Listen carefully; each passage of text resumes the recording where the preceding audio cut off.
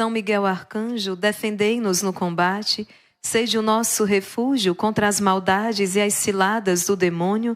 Ordene-lhe Deus, instantemente o pedimos, e vós, príncipe da milícia celeste, pela virtude divina, precipitai no inferno a Satanás e a todos os espíritos malignos que vagueiam no mundo para a perdição das almas. São Miguel, São Gabriel, São Rafael, Santo anjo da nossa guarda, combatei e rogai por nós. Meus queridos, hoje nós vamos entender algo necessário e muito importante para o seu caminho espiritual. Sabe, muitas vezes você vai levantar verdadeiras proteções, não é? Vai erigir verdadeiras muralhas de proteção na sua vida. Proteção contra, sobretudo aí, proteção contra o maligno, não é? Afinal de contas, São Paulo vai dizer na carta aos Efésios que nós batalhamos, não são contra homens de carne e sangue, mas contra os principados e potestades espalhados aí nos ares. Acontece que, muitas vezes, ao nos fecharmos, sobre essa muralha de proteção, nós nos esquecemos de um detalhe. O inimigo, ele está dentro. Por que eu estou dizendo isso? Porque existem desordens dentro de você que te levam à ruína. Quando eu preparava essa pregação, eu imaginava exatamente o seguinte, como se Satanás viesse atear fogo, não é? Não é o fogo do Espírito Santo, um fogo consumidor, não, mas é um fogo que destrói, que arruína. Então Satanás vem para incendiar, para lançar este fogo, e ele vai usar os materiais. Acontece que a palha, a madeira, o combustível, ele encontra dentro de você. Se ele não encontra em você o combustível, a matéria necessária para arruinar, para destruir, não adianta. Ele pode fazer o que ele quiser fazer, não vai adiantar. Você não forneceu, você não colocou nas mãos dele o material necessário para a destruição. Consegue compreender isso? Então, o material ele encontra dentro de você. Que material é esse, irmã? Os teus vícios. Aquilo que está ali ainda como as fraquezas. Então hoje nós vamos falar sobre aquela que é a rainha de todos os vícios. Aquela que inclusive vai dando origem a vários outros vícios aí na sua vida e que já arruinou muitos matrimônios. Que já arruinou muitos relacionamentos. Que já arruinou muitas famílias. Que já arruinou muitas vocações. Pessoas que de fato receberam o chamado do Senhor. Pessoas que receberam do Senhor uma missão e junto com essa missão foram capacitadas. Receberam do Senhor dons e talentos, mas se perderam. Como é possível, irmã Maria Raquel? Por causa deste vício tão terrível. Na verdade, hoje nós vamos falar de dois. Aquele mesmo que precipitou Satanás. Criado um anjo de luz, foi criado bom por Deus, mas se corrompeu, se perverteu por causa do seu orgulho. Quantas vezes ali o casal não se entende, porque ninguém dá o braço a torcer. Porque falta um gesto de humildade. Uma Maria Raquel que era preciso para salvar aquele casamento. Um ato de humildade. Um ato de humildade. Se amam, mas são orgulhosos e o orgulho está se sobrepondo até mesmo ao amor que os uniu. Olha isso aqui. Quantas oportunidades, quantas tragédias por causa do orgulho. Eu queria meditar, partilhar com você então a história de um alto comandante aí, chefe do exército, o sírio Naamã. Está aí abra a sua Sagrada Escritura, 2 Reis, capítulo 5. 2 Reis, capítulo 5. Nós vamos nos encontrar aqui com essa história. Veja, Naamã, chefe do exército do rei de Arã, era um homem muito estimado e considerado pelo seu soberano. Porque foi por meio dele que o Senhor dera vitória aos arameus. Então, Naamã é um homem muito considerado, é um homem estimado. Mas esse homem, valente guerreiro, contraiu lepra. E naquela época, você sabe, isso aqui era quase como uma sentença de morte. Só um milagre. Ora, os arameus tinham feito uma incursão e trouxeram da terra de Israel uma menina jovem, que ficava a serviço da mulher de Naamã. E disse ela à sua senhora: se o meu amo se apresentasse ao profeta que mora em Samaria, sem dúvida, o livraria de sua lepra.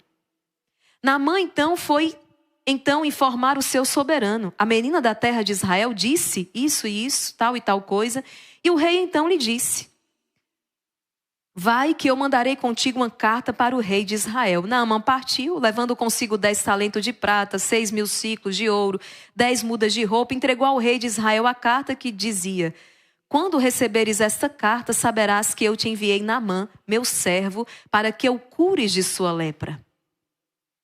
Então o rei mandou a carta recomendando ali o seu servo, um dos melhores do seu exército, Naamã, para que fosse curado da lepra. O rei de Israel, tendo lido a carta, rasgou as vestes e disse: sou eu, porventura, Deus, dono de morte e vida, para que esse rei me mande alguém para eu curar de lepra? Atenção, vereis que ele busca pretexto contra mim. Mas quando Eliseu, o homem de Deus, soube que o rei de Israel havia rasgado as vestes, mandou dizer-lhe: por que rasgaste tuas vestes? Que Naamã venha a mim, para que saiba que há um profeta em Israel. Então Naamã foi lá com seus cavalos e carros, parou à porta da casa de Eliseu. Eliseu mandou um mensageiro para lhe dizer: vai, lava-te 7 vezes no rio Jordão, tua carne será curada e ficarás limpo. Naamã, irritado, foi embora, dizendo: eu pensava que ele sairia para me receber, levantando-se para invocar o nome do Senhor, seu Deus, e que passaria sua mão sobre a ferida da lepra para me curar. Acaso os rios de Damasco, o Abana e o Farfar não são melhores do que todas as águas de Israel? Acaso não poderia eu me banhar neles para ficar limpo? Deu meia volta e partiu dali indignado. Meus irmãos, nós estamos aqui diante de um homem excelente na arte de guerrear. Um homem, como dizia a palavra, estimado pelos seus. Um homem que alcançou muitas vitórias. Mas acontece que tudo isso que ele recebeu como um dom acabou inchando de orgulho. Esse homem é um homem orgulhoso. Está aqui diante dele a oportunidade dele ser curado. Mas o orgulho dele é tão grande que ele prefere ir embora. Por quê? Porque na sua cabeça, na sua concepção, o profeta, o homem de Deus, deveria recebê-lo. Sou eu que estou à porta, à sua porta. Você deve vir receber-me. Você deve levantar a sua mão e invocar o nome do teu Deus sobre mim. Olha a arrogância deste homem. A mesma arrogância de Lúcifer, o orgulho também dos nossos primeiros pais que quiseram ser como Deus, o orgulho de tantas pessoas, talvez hoje, você se identifique até ao ler essa história. Porque você não só está pedindo a cura ao Senhor, como já disse ao Senhor como é que a cura vai acontecer. Está preso nos seus conceitos, preso na sua maneira de pensar e enxergar as coisas. A sua família está se destruindo dia a dia e você continua preso aos seus conceitos. Não está dando certo. Ei, acorda, não está dando certo. E não é o mundo que tem que mudar. A mudança, ela precisa começar em você. É a questão do óculos que você está usando, está tudo feio, está tudo horrível. É o seu enxergar que está terrível. Veja, Naamã então decide ir embora. Gente, a cura está ali na frente dele. A reconciliação do teu matrimônio está ali na sua frente. É um ato de humildade, é um ato de abaixar-se, de reconhecer o teu erro. O teu Deus está te esperando no sacramento da confissão para que você peça perdão dos teus pecados e comece uma vida nova. Mas eu não vou me confessar com um padre, um homem pecador como eu. É verdade, ele é pecador como você. Mas ele foi escolhido e ungido por Deus como sacerdote. E a igreja, então, nos seus mais de 2.000 anos de história, e a palavra de Deus nos atesta isso, o Senhor conferiu aos seus apóstolos o poder de perdoar pecados. E você vai dizer a Deus como é que se perdoa pecados agora? É você que vai dizer quantos anos você tem, meu querido, minha querida. 90 anos, celebrei aqui outro dia 102 anos de uma guerreira do Exército de São Miguel. 102 anos... deve ter uma vasta experiência e tem lá a sua sabedoria. Mas nós estamos falando aqui de uma senhora de mais de 2.000 anos de história. Uma instituição que não é humana, é divina. Veja o quanto que nós estamos então exalando orgulho, soberba. E por isso se perde então no caminho da salvação. E quem que pode convencer os corações? O Espírito Santo. Ele é o divino conselheiro. Que ele possa soprar e convencer os corações. Ontem eu vi uma imagem, e essa imagem eu guardo comigo, e eu fui procurar e me encontrei de novo, queria imprimir para tê-la essa imagem sempre diante dos olhos. É um dos milagres de Santo Antônio. Conhece o milagre da mula? Não é? Numa das disputas ali de Santo Antônio com os hereges, enfim, desafiaram Santo Antônio, não vou entrar em detalhes da história, mas o fato é que uma mula ficou um tempo considerável sem comer, e colocaram então ali, o desafio era que colocasse a comida, pão material e o Santíssimo Sacramento do lado. Para onde a mula iria? Com fome? Se ela iria ali, né, para a ração, não sei, a comida que colocaram ali para ela, ou se ela reconheceria ali o Santíssimo Sacramento. Estou falando de uma mula, um jumento, um burro, não sei como é que você chama aí na sua terra. Impressionante, quando soltaram aquela mula, ela com fome correu ali para aquele alimento material, mas quando ela se deu conta do Santíssimo Sacramento, aquela mula se prostrou. Estou falando de uma mula. Se a gente fosse pelo menos como a mula, né? Aquela mula se prostrou. A minha vontade era dizer assim, sejamos como os burros. Aquela mula se prostrou, uma imagem belíssima. Aquele homem, aquele sacerdote erguendo o Santíssimo Sacramento e uma mula prostrada reconhecendo ali o Criador. Porque ela é uma criatura. Eu estou falando de uma mula. É uma mula mesmo, se não entender errado não. Se fôssemos como as mulas, pelo menos. Porque a natureza reconhece o seu Criador. A natureza reconhece e louva o seu Criador. Olha isso. E quantas vezes se passa diante do sacrário e não se faz como a mula. Pelo menos, não é? Veja. Isso precisa falar aos nossos corações. Outro dia, Santo Antônio também, um dos seus milagres, pregando, e o homem desprezava a palavra de Deus. Santo Antônio foi ali pregar no rio, e os peixes começaram a pular, e ele ali a pregar para os peixes. Mais uma vez, Santo Antônio dizendo, está vendo?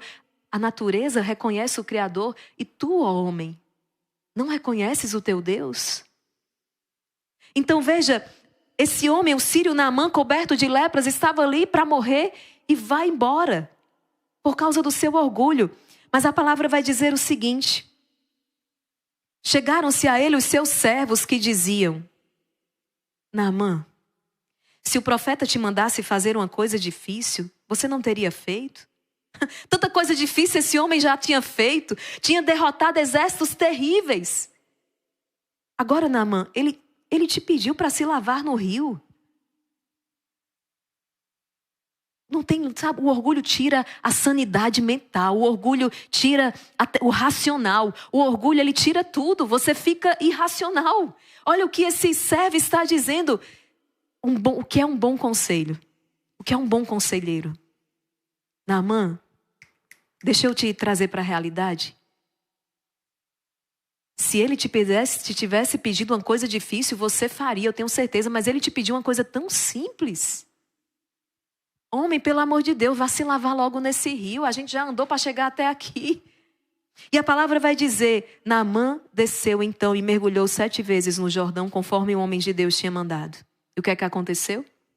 Diz a palavra, a sua carne tornou-se semelhante à de uma criança. Ele ficou limpo. Ele ficou limpo. Ele foi curado. A humildade cura o coração.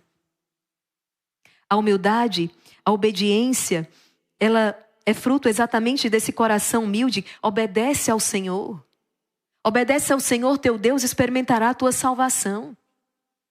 Então, por causa da Naamã, porque obedeceu então a palavra daquele profeta, mesmo que a contragosto, ele contempla um milagre. Ele conseguiu vencer o seu orgulho. Ele poderia ter desperdiçado a cura da sua vida. Porque, na verdade, quem estava apodrecendo não era a carne de Naamã. O que gerou a lepra foi a podridão do seu coração. Naamã tinha um coração orgulhoso. E o que o Senhor quis abater foi exatamente o orgulho de Naamã. Foi preciso ele passar por tudo isso para gerar no seu coração a humildade. Veja o quão grandioso é o que nós estamos partilhando hoje aqui. O orgulho de Naamã era pior que a lepra que dilacerava o seu corpo. Isso é grandiosíssimo. Vamos então ver o que Dom Lourenço hoje nos traz a respeito deste mal tão terrível, o orgulho. Ele está chamando a sua atenção para o seguinte: mesmo na virtude que você adquire, o demônio vai tentar te enganar. Eu já estou há tantos anos caminhando. Maria Raquel, isso aí de autoconhecimento, ó, eu já passei por isso aí, eu já estou aí, ó, tô nas moradas, já perdi até a conta, já estou lá dentro, quase entrando ali na sala do rei. Cuidado, porque só pode cair aquele que está de pé. Quantas pessoas, certamente você conhece alguém. Conhece alguém que era ali da frente. Aquele homem estava na frente do terço dos homens. Era ministro de música, pregava a palavra, não é? Coordenava aqui todos os setores. Eu conheço. Infelizmente, tem uma recordação de muitas pessoas. E que caíram. E caíram feio. E não digo isso aqui num tom de julgamento, não. Porque isso serve de um alerta. Peraí. Ninguém está seguro, não. Ninguém está seguro. Enquanto há uma carne viva aqui se debatendo, nós somos chamados à vigilância. Aquilo que Jesus falou no horto. Vigiai e orai, porque o espírito está pronto, mas a tua carne é fraca.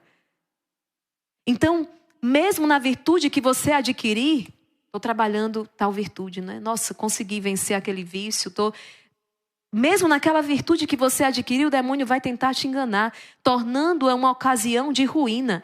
Agora pronto. Quer dizer que aquela virtude que eu lutei para adquirir pode ser uma ocasião de ruína para mim? Pode.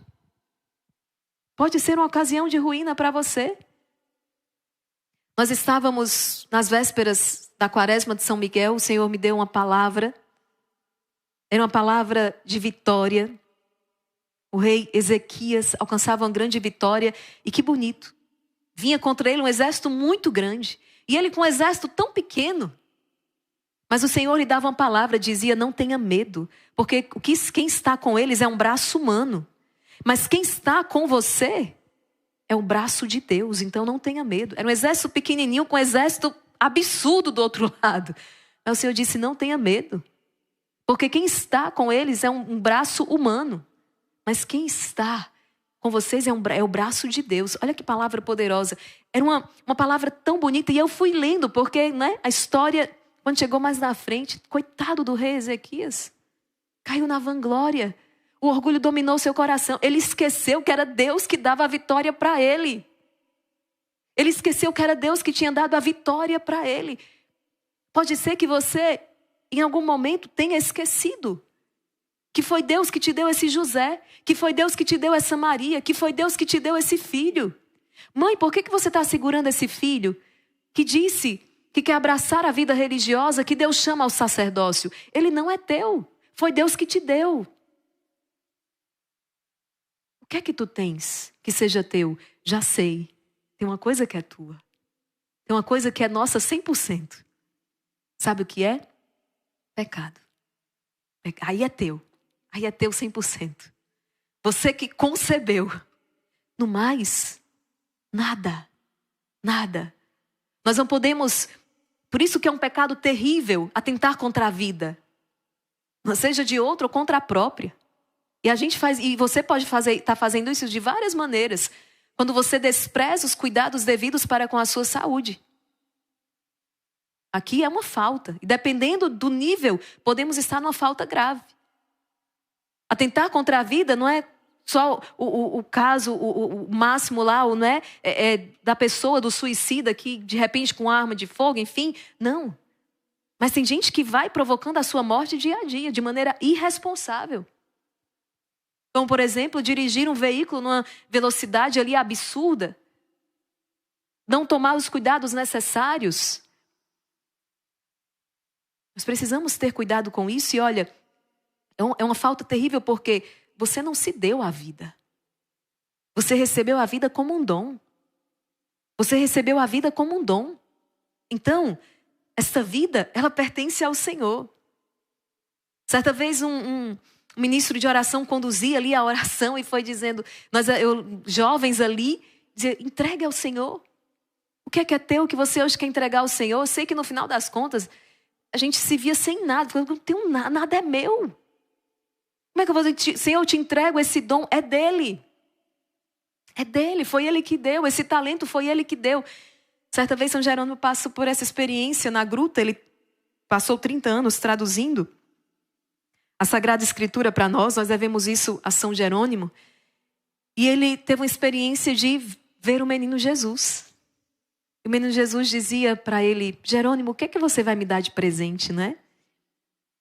E São Jerônimo foi tentando, buscando uma coisa, outra, não tinha. E o menino Jesus disse, Jerônimo, o que é que você tem de teu? O que você tem de seu é o pecado. Me entregue o pecado. Eu quero receber o teu pecado. Eu quero receber o seu pecado. Não fique para você, não guarde para você não. Me entregue. Me entregue o seu pecado. Então, nós estamos hoje refletindo sobre esse engano, esse ardil da serpente infernal. Ele nos eleva excessivamente nelas para depois nos fazer cair no vício da soberba. Olha o que é que Dom Lorenzo está dizendo. Você pensa que o inimigo só age quando, por exemplo, você foi chamado ali, não sei, ou você está nos afazeres da sua casa, tá?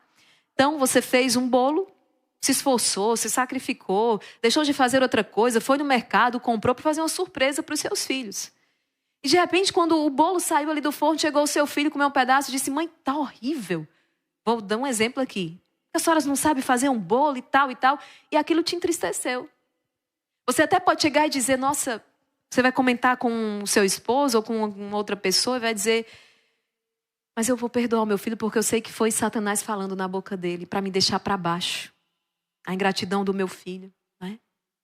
Não digo que você não está, até que a sua reflexão, de fato, né? Eu estou de acordo com você. Mas não pense que a serpente infernal, que se valeu ali da fraqueza do teu filho, da ingratidão do teu filho, para te entristecer, para te atingir, não pense que ele tem só essa técnica não, certo? Porque chega depois o seu filho mais novo e diz, mãe, que bolo é esse? O melhor bolo da minha vida. Mãe, ninguém faz bolo como você. E aí, nossa, ninguém faz bolo como eu. Não, mas eu faço bolo bem de verdade. Você fica pensando aqui, eu sou a melhor boleira aqui da minha família. E aquilo vai lhe enchendo, sabe? Aquilo vai alimentando o seu ego. O problema aqui não está no que o seu filho disse. O problema aqui não está no dom, no talento que você tem de fazer bolo bem feito. O problema aqui não está nisso. Mas o problema é como aquilo reverbera dentro de você. Qual a atitude correta, então, irmã Maria Raquel? Dizer, bendito seja Deus, meu filho, né? Ou se não para o seu filho, mas aqui no seu coração, imediatamente entregar esse louvor para o Senhor. Senhor, a ti toda a glória. A ti toda a glória.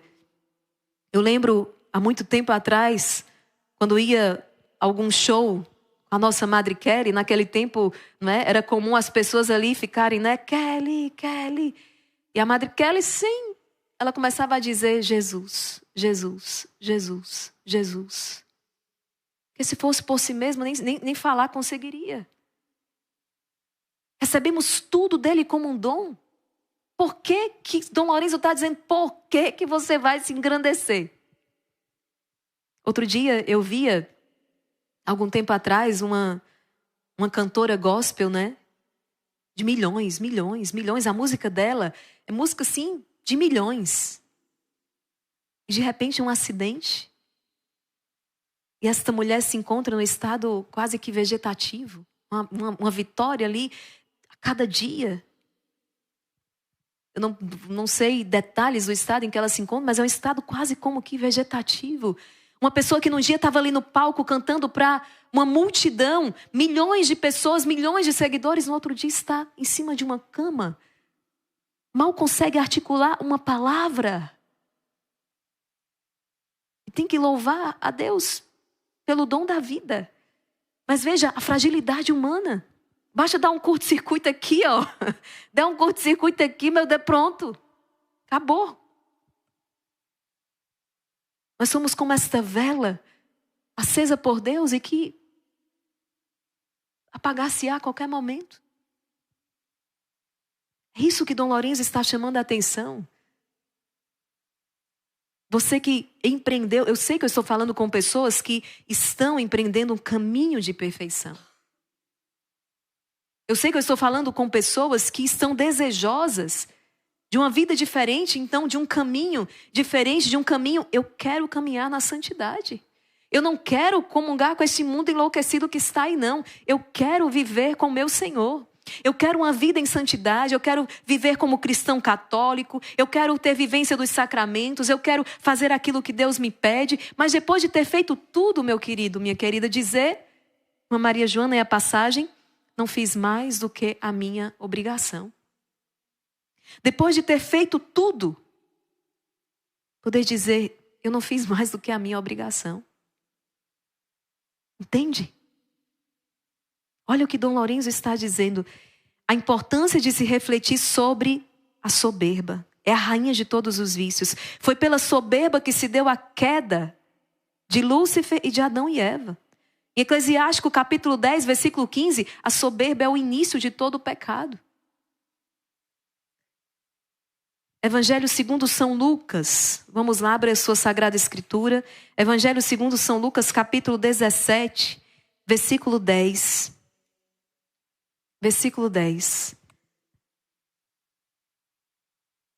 Qual de vós, tendo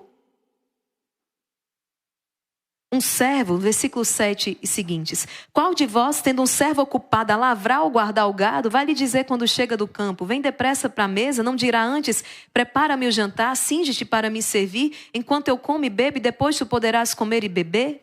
Será que o Senhor vai agradecer ao servo porque ele fez o que lhe havia ordenado?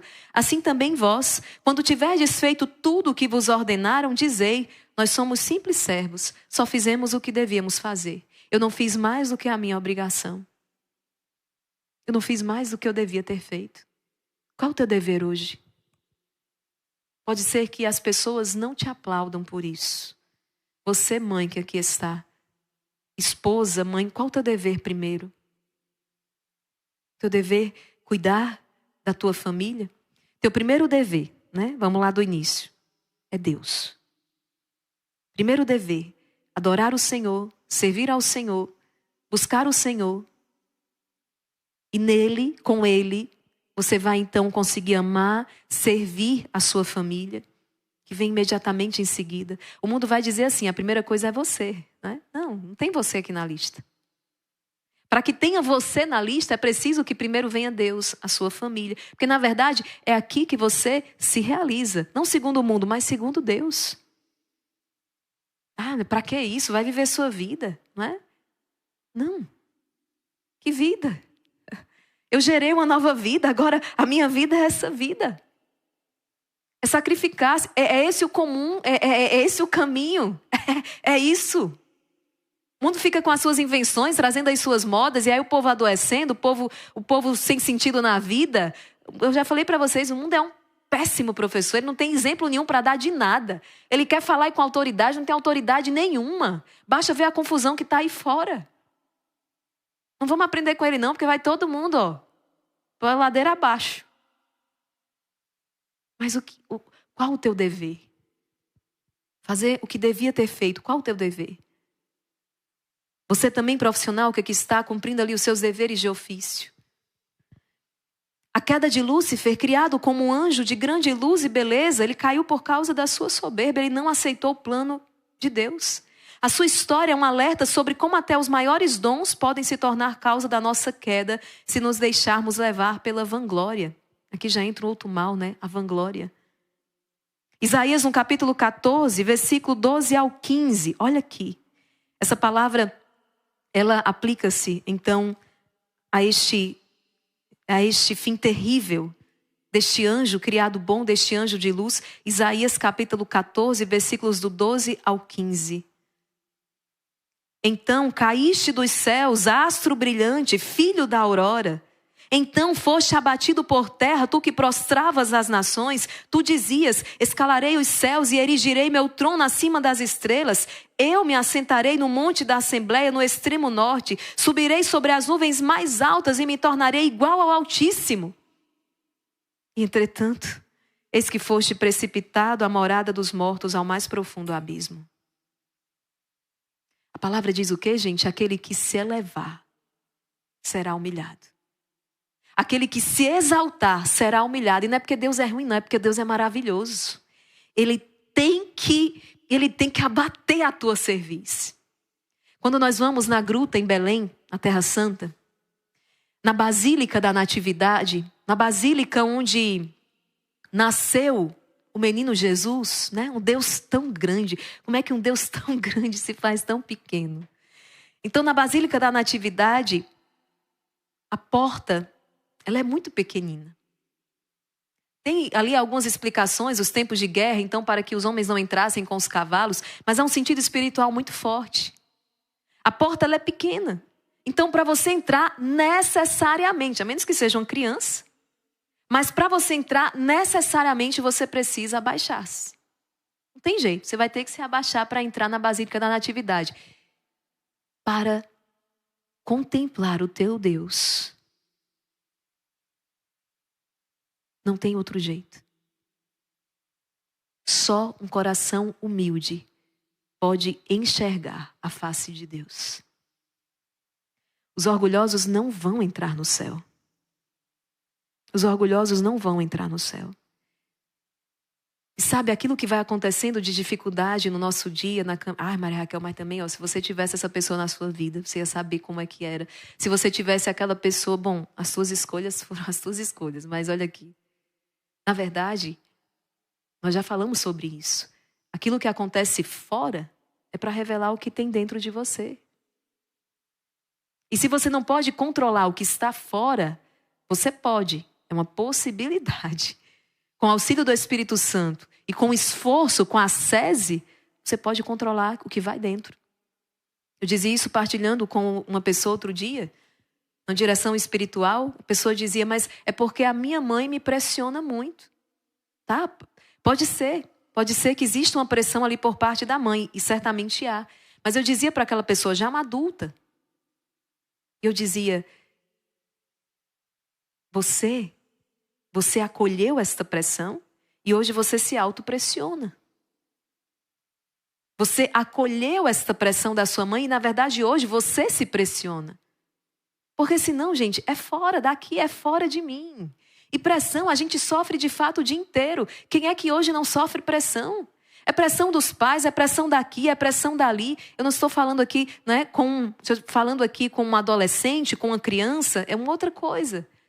Mas com adultos já formados, pessoas já aí, a gente precisa aprender a lidar com as situações e dizer, e saber aquilo que a gente vai permitir que entre, e o que a gente vai dizer, fica na porta, não vai entrar. Porque senão a gente enlouquece. Imagina quantas pressões ao longo do dia. Eu sofro aqui, você sofre aí, e nós precisamos aprender a lidar, não é ser indiferente a elas.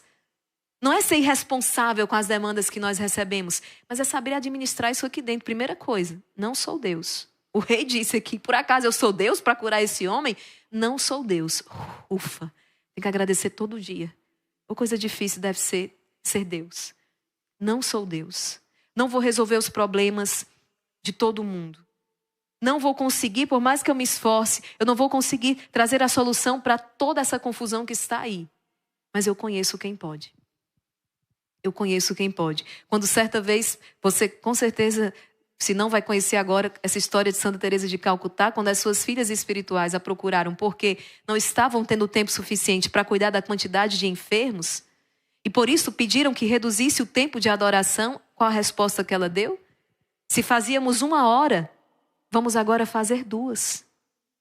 Porque nós não estamos dando conta. E quem resolve nunca foi você. Como é que a minha família vai viver sem mim? Gente, é do jeito que Deus permitir. Sua família não vive sem Deus, não é? Como é que eu vou viver sem essa pessoa? Vivendo? Eu não consigo. Como é que eu vou viver sem esse filho? Vivendo. Como é que eu vou viver se eu perco esse emprego, eu perco esse... Vivendo. Porque aquilo que é essencial, aquilo que sustenta o teu ser, não são essas pessoas, não são as coisas, mas é o teu Deus.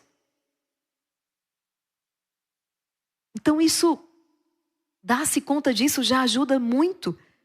A queda de Adão e Eva elucida a manifestação do pecado da soberba. Catecismo da Igreja Católica, abre no parágrafo 398. Catecismo da Igreja Católica, parágrafo 398. Por sua própria vontade, o homem preferiu a si mesmo a Deus, desprezando assim Deus e as exigências de seu estado de criatura. Já estava no plano de Deus fazer-nos deuses, por participação, não é? Não por natureza, não somos, mas por graça. Deus, já era desejo de Deus nos introduzir esta vida divina em nós. Mas o homem quis fazer do seu jeito e por isso estragou tudo. Quantas vezes você na ânsia, olha, é no desejo de salvar. No desejo de salvar a sua casa, a sua família, você começa a fazer as coisas do seu jeito. E você se coloca ali na frente de Deus. Ou até mesmo quando você quer realmente salvar essa relação com as suas forças humanas. Quantas mulheres entram numa escravidão, achando que vão sustentar aquela relação por causa dos seus dotes, por causa da sua beleza, por causa do... E não vão. É questão de tempo. É questão de tempo. Qual é a rocha sobre a qual se edifica a casa, a nossa vida, a nossa família? É Cristo. É Cristo. E se não vem dele, está vindo do maligno. Pode ser até que aquela empresa esteja galgando vitória em vitória, sucesso em sucesso. Mas se isso não está vindo da mão de Deus, é maldito. E não está colaborando para a tua salvação. Mas o demônio está lá. O demônio está lá, colocando riqueza. O demônio está lá, fazendo a parte dele para que a coisa lhe dê certo. O demônio, por quê? Porque ele está perdendo tua alma. Ele está perdendo a tua alma. Então, foi a soberba que seduziu nossos primeiros pais e esta foi a primeira escolha de desobediência a qual trouxe a ruptura da comunhão com Deus. O homem preferiu a si mesmo a Deus. Eu posso aqui estar falando com pessoas que estão dentro de um ministério, dentro de uma pastoral. Mas há muito tempo que as coisas já não são feitas como Deus quer. Porque falta oração, falta escuta. Então as coisas estão sendo feitas aí na pastoral, aí no ministério do seu jeito. E na verdade, não está prestando um serviço a Deus, é um serviço a si mesmo. De maneira disfarçada. Eu estou aqui tentando tirar o engano de Satanás, porque eu sei que muitas pessoas que estão estão no engano, estão na ignorância. É uma ilusão. São Tomás de Aquino afirma que é possível interpretar a soberba em 3 sentidos distintos. Primeiro, como um apetite desordenado da própria excelência, né? A qual se chama também de amor próprio. Olha aqui o amor próprio. Se Satanás tem um sinônimo, é amor próprio. Esse amor tem que estar canalizado para o Senhor, é o amor a Deus. Um apetite desordenado da própria excelência. Quando cederam à tentação de Lúcifer, Adão e Eva pecaram por um apetite desordenado da própria excelência. Quiseram ser como Deus por usurpação. E é ou não é o que acontece hoje? Eu tenho certeza que quando você peca, que quando você erra, o que é que você está querendo com isso? Ser infeliz? Não. Você vai por um caminho de vício, de gula, de luxúria, etc, etc, tentando abocanhar alguma coisa que te dê felicidade. E o que você consegue comer é prazer, mas não felicidade. Na verdade, você vai se tornando mais e mais infeliz. É o mesmo passo de Adão e Eva. Eles fizeram o que fizeram porque queriam, tinham uma ânsia de ser como Deus. E talvez, gente, esse desejo estava escrito no coração, fosse um desejo, olhando aqui de maneira pura, não é? Um desejo de unir-se a Deus, um desejo de ser como Deus no sentido de estar com Ele, de ser um com Ele.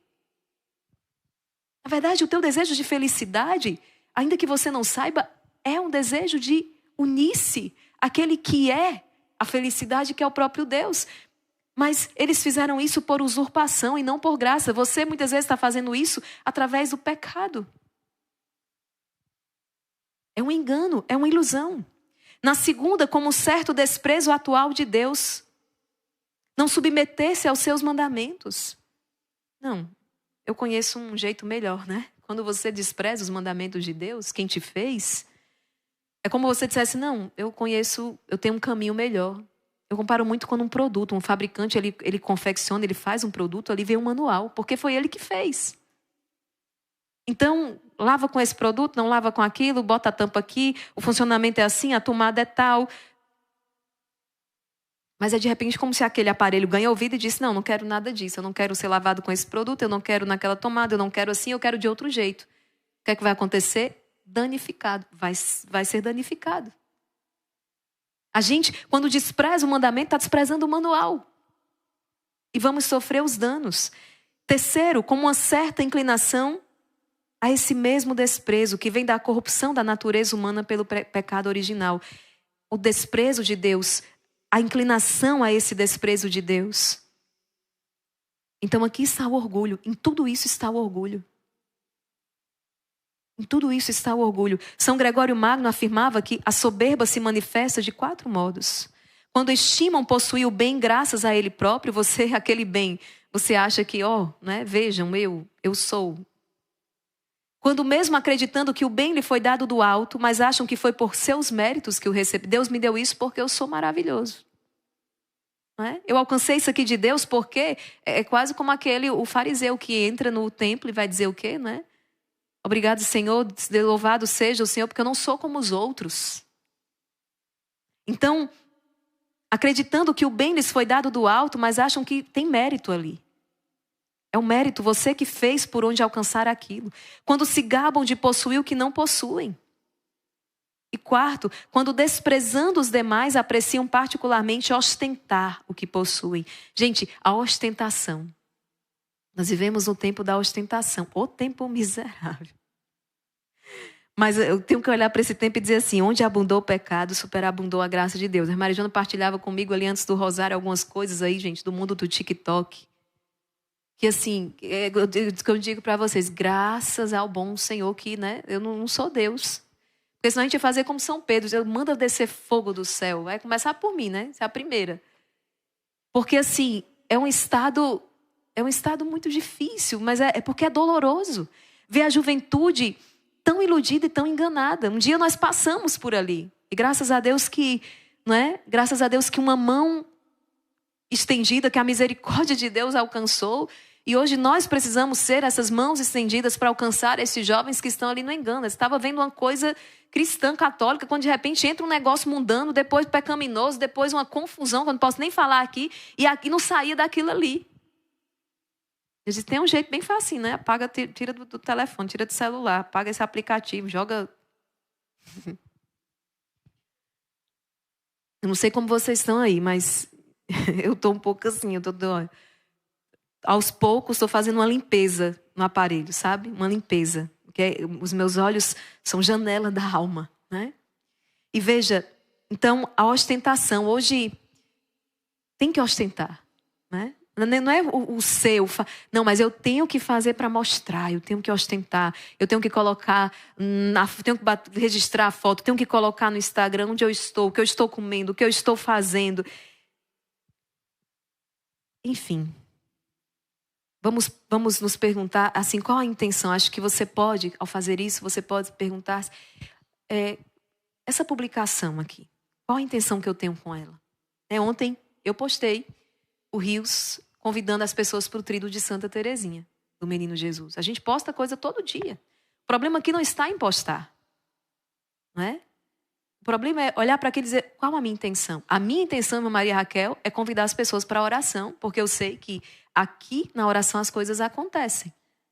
A palavra de Deus, o rosário de Nossa Senhora, a intercessão de Santa Terezinha, conduzir as pessoas à amizade. Por que eu estou aqui agora numa rede social, aqui, pregando a palavra de Deus? evangelizando, porque eu entendo que aquilo que Deus me pede agora, que essa é a minha missão e que hoje esse é o meio, o canal que vai chegar até mais pessoas. Então, perguntar-se já ajuda muito. Para quê? Vamos postar uma... Para quê? Isso é uma pergunta séria, assim. Para que eu vou postar essa foto? Qual a minha finalidade? Então, é o que hoje nós vemos tanto nas redes sociais, não é? Por vezes se posta para mostrar que eu tenho isso, né? Que eu consegui isso, que eu... Então, fica aqui essa reflexão. Meus queridos, eu vou tocar aqui na vanglória, nós já estamos com o horário bem adiantado, mas vamos tocar nisso aqui que é um mal terrível também. Nada cega mais o coração e obscurece mais a inteligência do que preferir a glória tola e vazia que vem dos homens, aquela verdadeira e sincera que vem de Deus. Eu separei aqui algumas passagens bíblicas, né? Filipenses 2:3. Nada façais por espírito de vanglória. Nada. Nada façais por espírito de partido ou vanglória, mas que a humildade vos ensine a considerar os outros superiores a vós mesmos. Eu falava ainda há pouco, por que eu vou postar mesmo? Para que eu estou postando isso aqui? Será que o Senhor está dizendo, nada façais por espírito de vanglória? Essa vanglória é uma glória vã, é atribuir, né, a si a outra pessoa, uma glória que só deve ser dada ao Senhor. Gálatas 5:26, não sejamos ávidos da vanglória, nada de provocações, nada de inveja entre vós. Nossa, hoje, né, ninguém elogiou aquilo que eu fiz. Não digo que as pessoas não possam expressar uma gratidão, mas você não pode se deixar abater por isso. O seu coração tem que ser grato, mas ele não deve depender da gratidão das outras pessoas, entende? E quando de repente você diz assim, no seu íntimo aqui, né? Então, também não vou fazer mais não. Eu arrumei tudo, limpei tudo, ninguém disse nada, faço mais não. Olha, é até melhor mesmo que não faça. Porque você estava fazendo, não era com reta intenção. Mas se você parou de fazer, se ninguém reconhecer, você parou de fazer, é o primeiro indicativo de que não era. A intenção não era reta e pura, não era para a glória de Deus, não era, mas era para receber o reconhecimento, e isso não está certo. Repito, que você tenha um coração grato, que você possa reconhecer os grandes feitos do Senhor e aqueles que Ele usa como instrumento, mas não se condicione, não espere dos outros isso, entendeu? Faça o que você tem que fazer porque você deve fazer. Você vai prestar contas diante do Senhor. Se a pessoa voltou lá e te agradeceu, bendito seja Deus. Se ela não te agradeceu, bendito seja Deus, que a palavra diz assim, né? Quando a gente não receber recompensa daqui, vamos receber dele. E a dele é muito melhor. Quem trabalha no escondimento deve ser a melhor coisa do mundo. Porque a palavra diz que uma mão não sabe o que faz a outra, porque o próprio Senhor vai te dar a recompensa. Então, se não receber o reconhecimento dos homens, fique mais feliz ainda. Porque a tua recompensa vem do Senhor. Teus filhos não te agradecem o que você faz? Eles são ingratos mesmo. Vão lá na frente e vão ter uma pagazinha disso aí. Mas não fique triste, não. Por quê? Porque a tua recompensa vem do Senhor. Não é? No seu trabalho, na sua casa, não reconhecem o seu esforço, o seu sacrifício? Deixa estar. Porque a tua recompensa, o teu reconhecimento vem do Senhor. Deus vê tudo. Deus vê até aquela lágrima que você derramou ali no travesseiro, sufocando um choro no final de um dia, por causa das dores, os sacrifícios que você fez. Ninguém viu, mas Deus viu. Filho, filha, Deus viu. Deus viu aquela palavra dura que você suportou e não revidou. Deus viu. E pedrinhas preciosas incrustadas ali na tua coroa. A recompensa dos homens não chega, não sacia. A recompensa dos homens pode até gerar isso aqui. Fica com a recompensa do teu Senhor. Jeremias 9, 23, 24. Aquele, porém, que se quiser vangloriar, glorie-se de possuir inteligência, de saber que eu, seu Senhor, exerço a bondade, direito e justiça sobre a terra, pois nisso encontro o meu agrado. Mateus capítulo 6, versículo 1, 2. Guardai-vos de fazer vossas boas obras diante dos homens, para serdes vistos por eles. Quantas vezes Jesus falou isso aqui para os fariseus e mestres da lei? Parem de parecer, não é? Parem de viver dessa aparência. Guardai-vos de fazer vossas boas obras diante dos homens, para serdes vistos por eles. Do contrário, não tereis recompensa junto de vosso Pai que está no céu. Atenção! Pois quando dás esmola, não toques trombeta diante de ti, como fazem os hipócritas nas sinagogas, nas ruas, para serem louvados pelos homens. Em verdade, eu vos digo, já receberam a sua recompensa. Já receberam a sua recompensa. Quando o Instituto realiza, como neste final de semana, não é? O alimento das famílias carentes, e nós dividimos isso com vocês por uma finalidade muito clara. Primeiro, porque são vocês que estão investindo na obra. Nós precisamos dar a conhecer a vocês o destino que o investimento de vocês aqui no Instituto tem. Então, as pessoas que enviaram suas doações estão aqui. É aqui que você está investindo. Segundo, para mobilizar as pessoas, porque se não houver, se as pessoas não chegam junto, não investem junto, como é que a gente faz isso?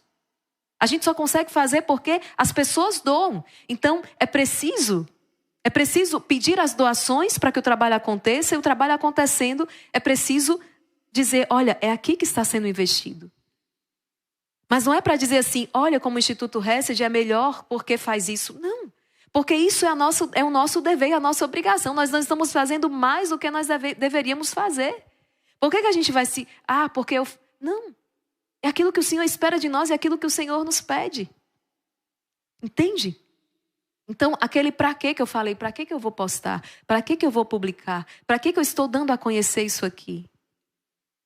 E é impressionante como aquele exemplo ali, como aquela postagem começa a suscitar em tantos corações o desejo de ajudar as pessoas. Basta você ver ali nos comentários. Então, é a finalidade. Jesus está dizendo isso aqui. Não façam as boas obras para serem vistos por eles, não é por isso. Não é essa a intenção. 1 Coríntios 13, 4, a caridade é paciente, bondosa, ela não é orgulhosa, ela não é arrogante. O verdadeiro amor, ele não é orgulhoso, ele não é soberbo. Que nós possamos hoje pedir ao Senhor a graça de um coração humilde. Vamos lá, eu trouxe todo o trabalho, não é? Agora, Catecismo da Igreja Católica, parágrafo 2481. A vanglória constitui um pecado contra a verdade. Dom Lorenzo, se alguma vez perceber que por alguma graça que Deus lhe deu, ou privilégio que Ele lhe concedeu, os outros a amam e a estimam como boa, esteja firmemente fixa em si mesma, sem se orgulhar ou afastar de um só ponto desta verdade e conhecimento, então, voltando-se interiormente para Deus, você lhe dirá do fundo do coração, nunca permita, Senhor, que eu seja alguém que queira roubar a honra que te é devida e se apropriar das graças que são tuas e vêm de ti. A ti louvor, honra e glória, e a mim confusão. Olha o que Dom Lorenzo está dizendo. É aquilo que nós falávamos no início. Se recebeu algum reconhecimento ou elogio de alguma coisa, diga, Senhor, nunca permita que eu roubes a tua glória. Nunca permita que eu me aproprie dos dons que são teus. A ti toda a honra, glória e louvor. E se volte para a pessoa que te louvou e diga, de onde venho para que me julgue boa? Se na verdade só Deus é bom e só suas obras são boas. Aquilo que Jesus falou para o jovem rico, não é? De onde venho para que me julgue bom? Se na verdade só Deus é bom e só suas obras são boas. E fazendo assim e dando ao Senhor o que é seu, terá afastado de si os inimigos e se disposto a receber maiores graças e favores. Olha isso aqui. Quando você é tentado então ali e você vence com a humildade, combate a soberba com a humildade, a vanglória, dando a glória a Deus, o inimigo é obrigado a afastar-se e você está disposto a receber mais graça, mais bênção, mais favores do Senhor. Do contrário, você cai. E a queda aqui funciona, eu posso dizer, quase como que um remédio. Como alcançar vitória contra a soberba e a vanglória? Reconheça que é nada, que nada sabe, que nada pode, que em si mesmo só há misérias e defeitos, merecendo apenas uma condenação eterna. Para se vencer a soberba é preciso combater com a arma da humildade. Santa Teresa diz, a humildade é a verdade. Para entrar no campo do verdadeiro conhecimento de si, use esta regra. Sempre que considerar a si mesmo e suas obras, consideres apenas o que é seu e não o que é de Deus e de sua graça divina. Então, valorize, mas como realmente é. Se considerar o tempo antes de ser gerada, verá que era puro nada. Se considerar o tempo presente, verá que é quem é apenas pela bondade de Deus. Apenas pela bondade de Deus. Se Ele retirar o que é dele, o que lhe resta? Nada. Porque sem dúvida, se a divina onipotência por um único momento a abandonasse, você voltaria imediatamente ao seu nada. Ao seu nada. A oração, um exemplo claro dessa dicotomia entre soberba e humildade, você encontra, abra sua Bíblia, Lucas 18, versículo do 9 ao 14. Você vai ler depois esta passagem. É a oração do fariseu e do publicano. Lucas, vou deixar como dever de casa. Lucas capítulo 18, versículo do 9 ao 14. O fariseu e o publicano vão rezar no templo. Mas um volta para casa justificado, o outro não. Por fim, meus queridos, temos mais tempo não, né? Não confunda a virtude da humildade com a pusilanimidade, né? Ou seja, quem é o pusilânime? É aquele que é fraco de ânimo, né? De decisão, de firmeza. Dom Lorenzo vai dizer, em outro grande equívoco, caem também muitos atribuindo à virtude aquela fragilidade e inquietação que se segue depois do pecado. Quando você peca e erra, e aí você começa, também, eu não consigo nada, eu não faço nada. Aí a pessoa vai se entristecendo, vai se abatendo, vai definhando, porque não é nada, porque eu não sou nada, porque ninguém me ama, porque ninguém me quer. Esse não é humilde, Dom Lorenzo está dizendo. Esse é um orgulhoso. Olha o que Dom Lorenzo está dizendo. A pusilanimidade. Na verdade, isso aqui não é virtude, isso aqui é terrível. Uma fraqueza de ânimo. Humilde, diante da queda do erro, existe uma dor de arrependimento, mas um olhar que se volta para Deus e diz, vamos de novo. Vamos começar de novo. Deveriam saber que isso nasce, esse desgosto, pesar, nasce da sua oculta soberba e presunção, baseada na confiança que depositava em si mesmo e em suas próprias forças. Ao se apoiarem nas suas forças, devido à autoestima que tinham por si, reconhecendo depois pela experiência da queda, quando lhe faltou, se perturbam e se surpreendem como se fosse algo novo. É o que São Francisco de Sales vai dizer. Por que te admiras que a miséria seja miserável? Que a fraqueza seja fraca? Por que estás admirado? A pusilanimidade consiste no desânimo de quem acha que nunca vai chegar a ser santo. E por isso imita aquele servo mau e preguiçoso que enterra os talentos na terra. Mateus capítulo 25, versículo 14 seguintes. Ou Lucas 19, 12 seguintes.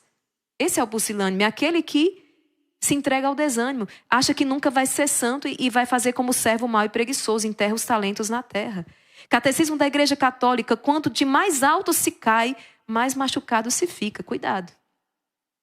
O desânimo doloroso é o reverso da presunção. Quem é humilde não se admira da sua miséria. Ela leva ao ter mais confiança e a manter-se firme na constância. Opa, peraí, vou ficar bem pertinho aqui do meu Senhor, porque se Ele me solta, já era. A humildade, ela leva a isso. Confiar em Deus, desconfiar de si. Santa Teresa d'Ávila, a grande Santa Teresa, doutora da igreja, sofreu muito com esse pecado. No início de sua caminhada, chegando a abandonar a vida de oração por causa dele. Olha o que ela vai dizer. Que humildade tão soberba o demônio inventava em mim. Faço agora o sinal da cruz e creio que não passei por perigo maior do que essa invenção que o demônio me ensinava como se fosse humildade. Mas na verdade não era. Ele me sugeria que, sendo eu uma coisa tão ruim, eu não podia dedicar-me à oração. Eu sou ruim, não presto, eu vou ficar... Então eu não podia me dedicar à oração, não tinha jeito. Bastava fazer as orações obrigatórias, como todas, e como nem isso eu fazia bem, não podia querer fazer mais. Você não reza nem as obrigatórias direito, por que você vai querer fazer as outras orações, Teresa? Pois assim, agindo, desrespeitava e desprezava os favores de Deus. Ou seja, sobre uma falsa humildade, né? Teresa se entregava à mediocridade. Não, tu foste feita para coisas elevadas. É o que diz o Senhor teu Deus. Tu foste feito para o alto.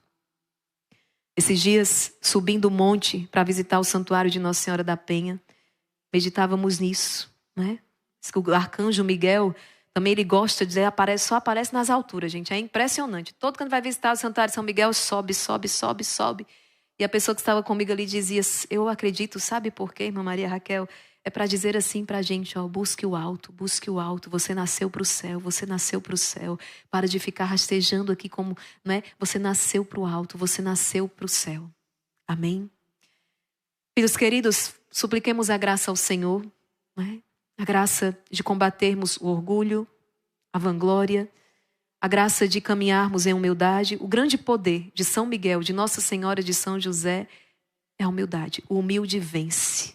O humilde vence todas as batalhas. Ele vence a serpente infernal. Que a humildade seja a tua espada, seja a tua arma poderosa. Você vencerá na tua casa, você vencerá na tua empresa, você vencerá na tua vida com a arma da humildade e dando sempre glória a Deus. Amém? Envie esse vídeo, compartilhe. Tenho certeza que muitas almas precisam ser instruídas neste caminho. Deus abençoe você e até o nosso próximo encontro, se Deus quiser.